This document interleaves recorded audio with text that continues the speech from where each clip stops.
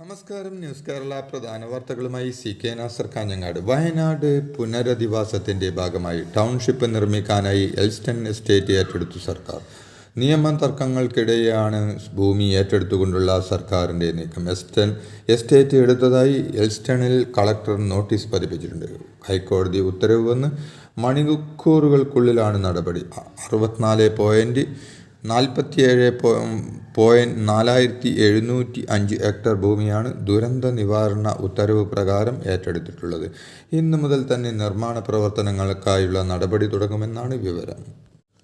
എക്സാലോജിക് കുറ്റപത്രം രാഷ്ട്രീയ ഗൂഢാലോചനയുടെ ഭാഗം മാത്രമാണെന്ന് CPM സംസ്ഥാന സെക്രട്ടറി MV ഗോവിന്ദൻ പറഞ്ഞു. എക്സോലോജിക്കിനെ വലിച്ചിഴക്കുന്നത് എന്തിനാണെന്ന് സൂക്ഷ്മ പരിശോധന നടത്തിയാൽ പിണറായി വിജയന്റെ പേരിലേക്ക് എത്തുമെന്നും MV ഗോവിന്ദൻ പറഞ്ഞു. എക്സോലോജിക്കും CMRLും തമ്മിലുള്ള കരാർ തുകയാണ് കൈമാറിയിട്ടുള്ളതെന്നും സാമ്പത്തിക ഇടപാട് സുതാര്യമാണെന്നും മുഖ്യമന്ത്രി മകളായതുകൊണ്ട് വീണയെ വലിച്ചിഴക്കുകയാണെന്നും അദ്ദേഹം പറഞ്ഞു. മാസപ്പടി കേസിൽ വീണയ്ക്കെതിരായ കേസിന്റെ ലക്ഷ്യം മുഖ്യമന്ത്രി എന്ന CPMന്റെ മുഖ്യമന്ത്രി പിണറായി വിജയന്റെയും നിലപാട് തള്ളി CPI മുഖ്യമന്ത്രിയുടെ മകളുടെ കമ്പനിക്കെതിരെ ആയ കേസ് LDFന്റെ കേസല്ലെന്ന് CPI സംസ്ഥാന സെക്രട്ടറി ബിനോയ് വിശ്വം വ്യക്തമാക്കി. താമരശ്ശേരിയിലെ 10ാം ക്ലാസ് വിദ്യാർത്ഥി ഷഹബാസിനെ കൊലപ്പെടുത്തിയ കേസിൽ കുറ്റാരോപിതനായ 6 വിദ്യാർത്ഥികൾക്ക് ജാമ്യമില്ല. പ്രതികളായ വിദ്യാർത്ഥികളുടെ ജാമ്യാപേക്ഷ കോഴിക്കോട് ജില്ലാ പ്രിൻസിപ്പൽ സെഷൻസ് കോടതി തള്ളി. ജുവനൈൽ ബോർഡ് ജാമ്യാപേക്ഷ തള്ളിയതിനെ തുടർന്നാണ് ഇവർ ജില്ലാ കോടതിയെ സമീപിച്ചത്.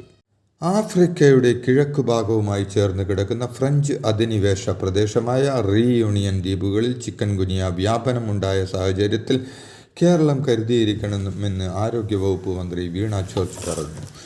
2006-2007 കാലഘട്ടത്തിലാണ് ഇതിനു മുമ്പ് വ്യാപകമായ ചിക്കൻ ഗുനിയ ബാധ ഉണ്ടായത്. ലോകാരോഗ്യ സംഘടന വിദഗ്ധരുടെ യോഗം വിളിച്ചു ചേർക്കുകയും സ്ഥിതിഗതികൾ വിലയിരുത്തുകയും ചെയ്തു. ഈ പശ്ചാത്തലത്തിലാണ് ആരോഗ്യവകുപ്പ് ജാഗ്രതാ നിർദ്ദേശം നൽകിയതെന്നും മന്ത്രി വ്യക്തമാക്കി.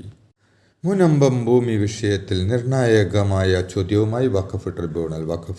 വഖഫിൽ രജിസ്റ്റർ ചെയ്ത ഭൂമിക്ക് മാത്രമല്ലേ വിൽപ്പനയ്ക്ക് തടസ്സമുള്ളൂ എന്ന ചോദ്യമാണ് ട്രിബ്യൂണൽ ചെയർമാൻ രാജൻ തട്ടിൽ ഉന്നയിച്ച മുനമ്പം കേസിൽ ഇന്നലെ വഖഫ് ട്രിബ്യൂണലിൽ നടന്ന വാദത്തിനിടെയാണ് രാജൻ തട്ടിലിന്റെ ചോദ്യം.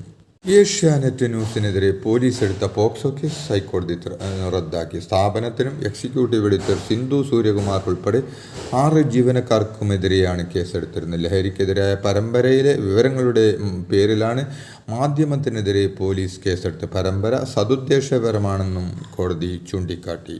ഏഷ്യാനെറ്റ് ന്യൂസിനെതിരായ പോക്സോ കേസ് റദ്ദാക്കിയുള്ള ഹൈക്കോടതി വിധി നീതിന്യായ